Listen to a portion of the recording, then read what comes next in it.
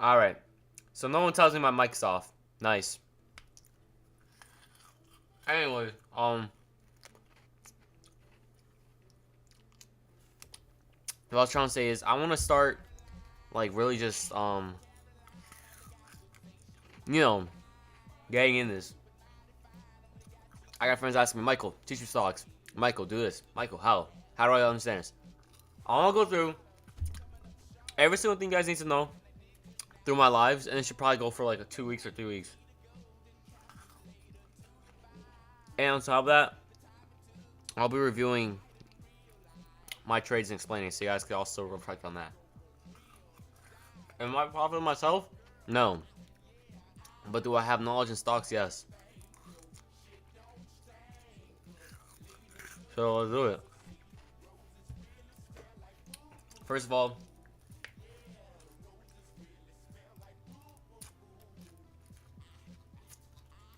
I want to start off with trends, right? You got three types of trends.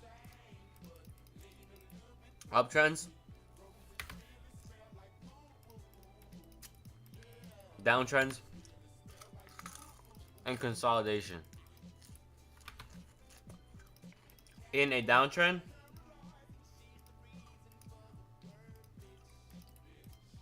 there's one indistinctive thing that's happening. We break the low, right? And we never break past this high. So this high is always never being broken.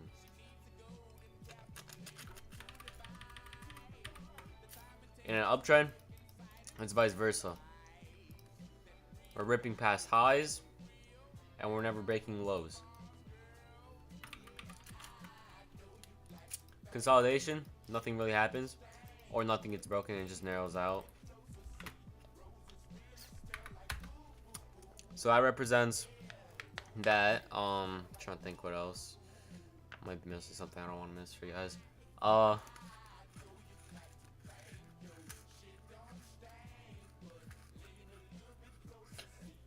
This popsicle's so hard right now. Okay. Let's talk about breaks and structures. What does that mean, right? So in a trend, let me use the downtrend for example. We're constantly, like I said, breaking lows, and this is where a break of structure is when you break a lower high. Depending on the direction you break is the direction price should move. So what happens if price is in a downtrend like this? We're breaking this low, right? Break low, but we break the high, right? So we got lows, broken, lows, broken. Highs are being respected until here. And what do? We break the high. So now this entire downtrend could potentially reverse into an uptrend. We just need to see how price reacts. So we're not going to instantly jump the gun. But, you know what I mean. I feel like this is an issue that a lot of traders really suck at teaching. And that's patience. When I started trading, I instantly would see trends. I'll instantly jump the gun. So I'll see, oh, downtrend. Oh, broke it, enter. And guess what? That break was just a sweep of this high. And we presume to go lower. So it's all about context, right? So that's important. Next up, I want to say is let's go mark that out. Actually, I'm gonna hop on a chart that I don't really use. Let's do Russell. I don't really touch it too much. I shouldn't have. Yeah. Right. Similar pattern, guys. Remember, we're breaking highs for an uptrend. What do we do? High broken. High broken. High broken. High broken. High broken. New high, we don't break, we break lows. Yes, sir.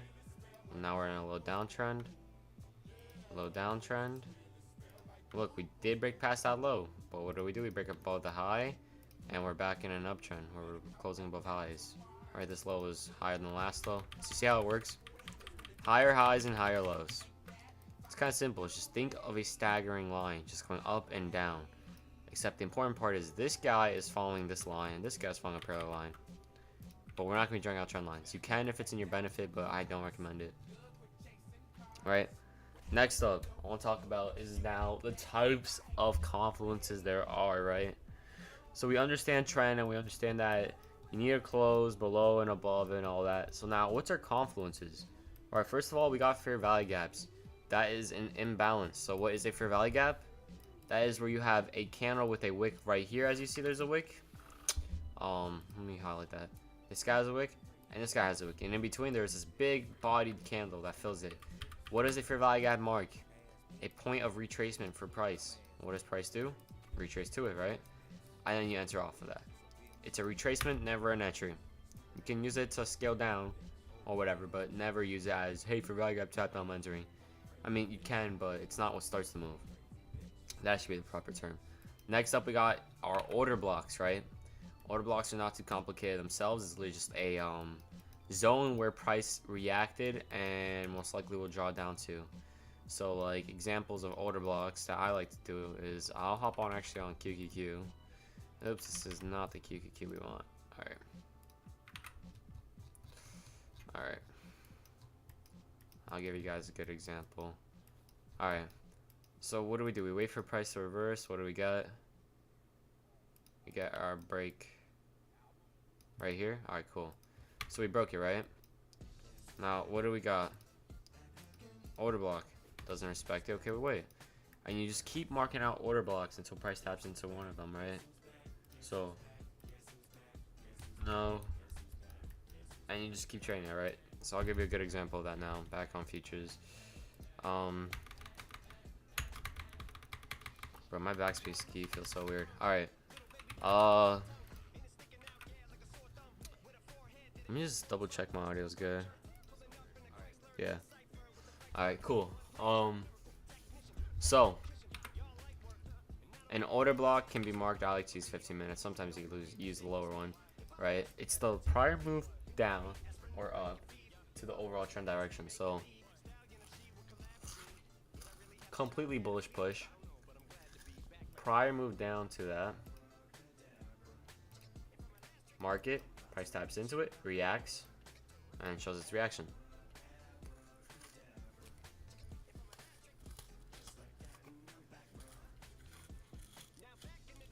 And that's all it is.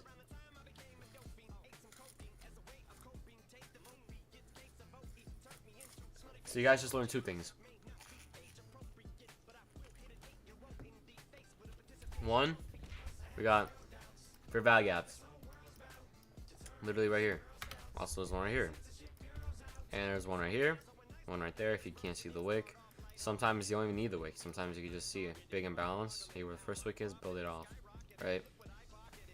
And you also learn now order blocks. So where would our bearish order block be?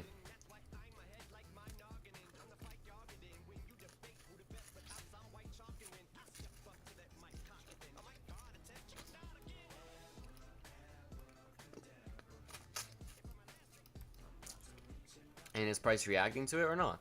And that's how you can utilize order blocks. Does price respect it or not? If it doesn't, then is it really valid? And that was just our next one. Breaker blocks. Alright. A breaker block is considered to be a failed order block. A order block that got disrespected, right? So that is over here.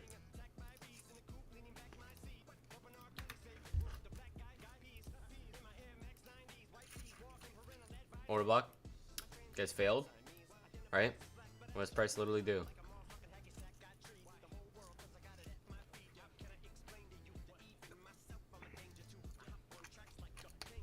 But hold on. There must be a lot of lying liquidity, right? Because what do we got? Tiny fair value gap, another fair value gap within that guy, and I don't know if that counts.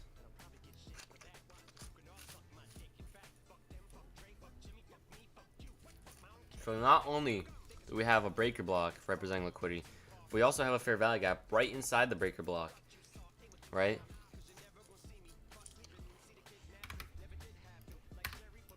So our confluences so far.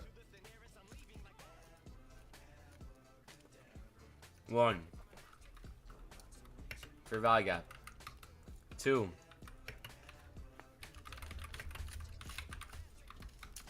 order blocks. 3, breaker.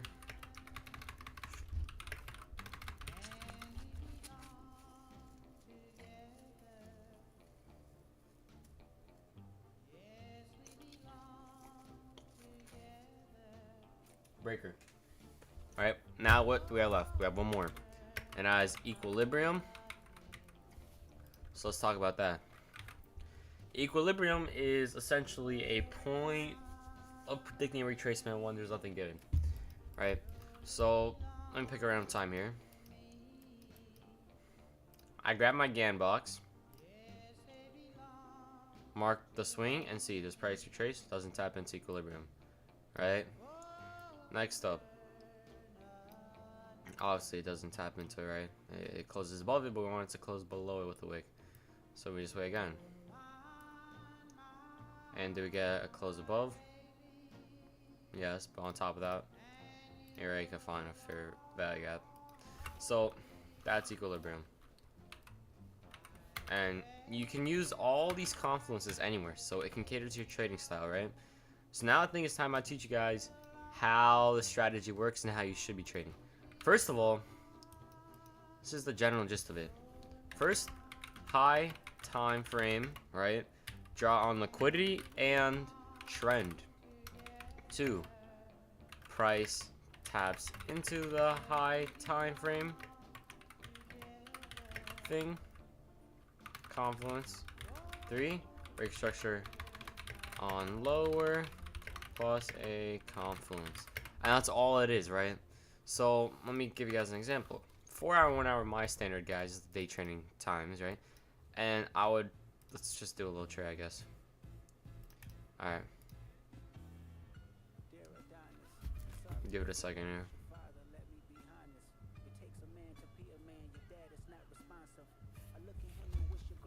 Alright.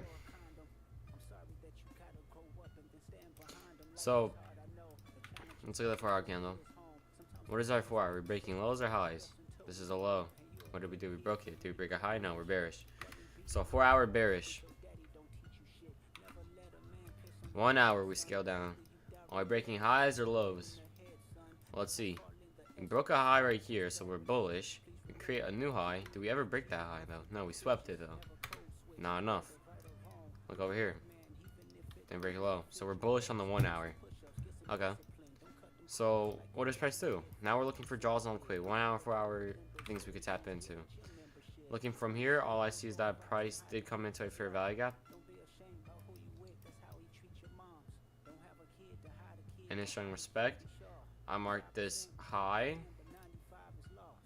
I'm also sweep it. What does price literally do?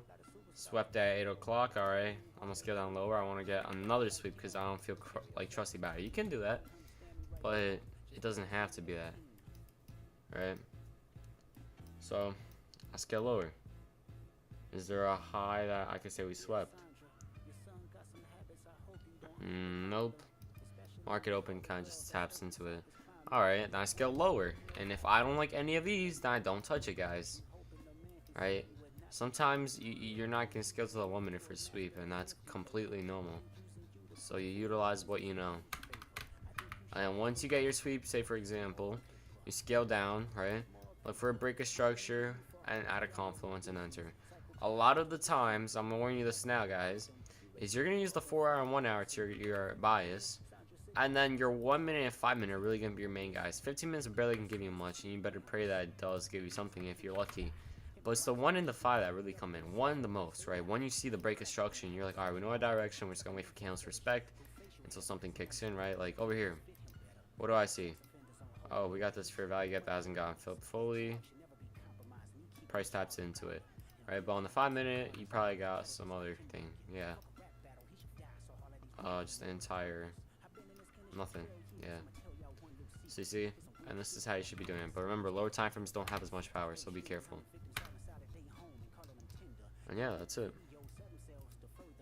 Boom, boom, boom, boom, boom, boom, boom, boom.